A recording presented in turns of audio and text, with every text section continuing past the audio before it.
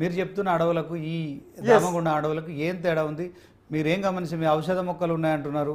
అన్ని అడవుల్లో సహజంగా మొక్కలు ఉంటాయి. ఈ దామగుండం అడవికి సంబంధించి అసలు ఏం మొక్కలు ఉన్నాయి? అక్కడే మూసీ నది తర్వాత మరి ఫేమస్ టెంపుల్ కూడా ఉంది కదా. సో ఇవన్నీ సహజ ప్రక్రియమైన వ్యవసాయ వీటన్నిటిని కంపల్సరీ తీసేసే అవకాశం ఉందా? మూసీ నది కూడా ఉంది కదా, అక్కడ మూసీ ప్రక్షాళన కోసం ఇప్పుడు తెలంగాణ ప్రభుత్వం కూడా ముందుకొచ్చి మరి 1,00,000 కోట్లు ఖర్చు పెడతామని కూడా ప్రచారం జరుగుతుంది కదా. ఇదంతా ఎట్లా చూస్తారు? అయితే మనం గత కాలాన్ని పరిశోధిస్తే ఏం జరుగుతుంది అంటే 400 సంవత్సరాలు ఇది ఒక ప్రత్యేకమైన రాజ్యంగా ఉన్నదండి. హైదరాబాద్ స్టేట్గా ఉన్నది, నిజాం స్టేట్. అవును. దీని ప్రత్యేకతలు ఏమిటి అనేది మనం గమనించాల్సిన అవసరం ఉంది. ఎందుకనంటే మనకి ఇరుపక్కల ఇక్కడ గోదావరి, అక్కడ కృష్ణ ఉంది, కానీ మధ్యలో ఎక్కడ కూడా వాగులు ఇవి లేవు. కానీ ప్రత్యేకంగా హైదరాబాద్కున్న అదృష్టం ఏంటంటే అనంతగిరి కొండలలో మూసీ నది పుట్టడము, కాగ్నా తర్వాత ఈసీ నది పుట్టడం వల్ల ఆ నీళ్లు మనకు హైదరాబాద్ ప్రజలకు, హైదరాబాద్ ప్రాంతానికి అందుతా ఉన్నాయి. అందుకోసమే 2 రిజర్వాయర్లు కట్టడం జరిగింది. ఉస్మాన్ సాగర్ మరి హిమాయత్ సాగర్ అంటే 2 రిజర్వాయర్లు వాటి కోసమే కట్టడం జరిగింది.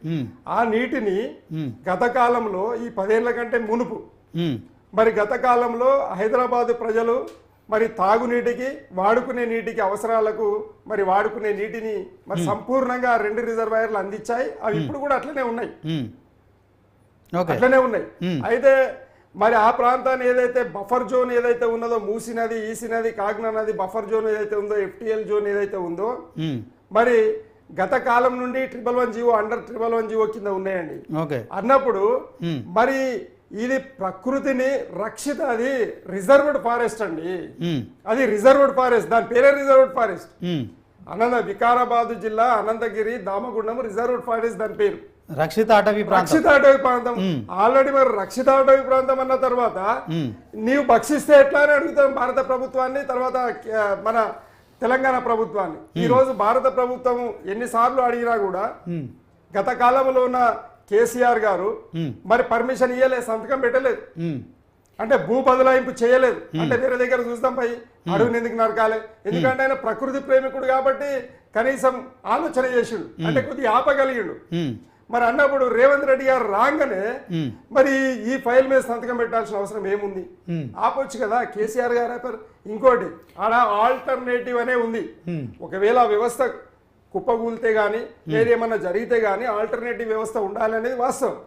మనం కూడా దేశ పౌరులుగా మనం దాన్ని స్వాగతిస్తాం. కానీ పెట్టే ప్రాంతాన్ని ఒక అమూల్యమైనటువంటి సహజసిద్ధమైన అడవిని నరికి పెట్టాలనేదే మేము కోట్ చేస్తా ఉన్నాం. ఓకే విజయారాయ్ గారు, మీరేమో 12 లక్షల ఔషధ మొక్కలు ఉన్నాయి, వాటిని అన్నిటి నరికివేస్తారని చెప్తున్నారు. అట్ ద సేమ్ టైం వాతావరణ సమతుల్యత కావచ్చు, మనం పీల్చే ఆక్సిజన్ కావచ్చు, మరి రోగాలు కూడా నయమైపోతాయి. అక్కడ అడవిలో కొన్ని రోజులు ఉండిపోతున్నారు చాలా మంది. ఇది ఇప్పటి నుంచి కాదు ఎప్పటి నుంచో అని చెప్తున్నారు.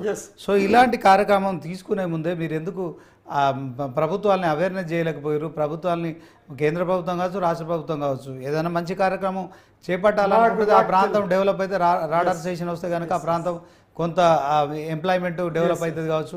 ఇట్లాంటివన్నీ కార్యక్రమాలతో తెలంగాణ ప్రభుత్వం, అంటే ఇప్పుడు కాంగ్రెస్ ప్రభుత్వం వచ్చిన తర్వాత హైదరాబాద్ మీద ప్రత్యేక దృష్టి సారించింది.